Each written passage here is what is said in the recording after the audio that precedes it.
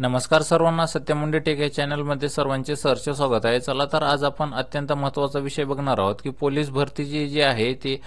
शेवटची तारीख अगदी जवळ आलेली आहे आणि वेबसाईट जी आहे ती चालत नाही एकदम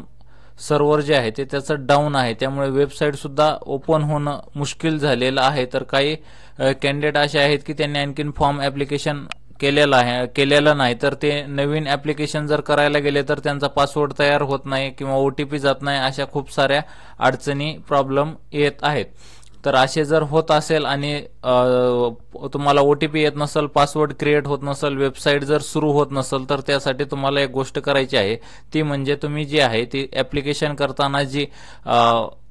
ब्राउझर ओपन करताय ते क्रोम ब्राउझर किंवा मोझिला फायरफॉक्स ब्राउझर जे आहे ते यूज करायचं आहे आणि ते जे आहे ते सकाळी पहाटेच्या वेळेस तुम्ही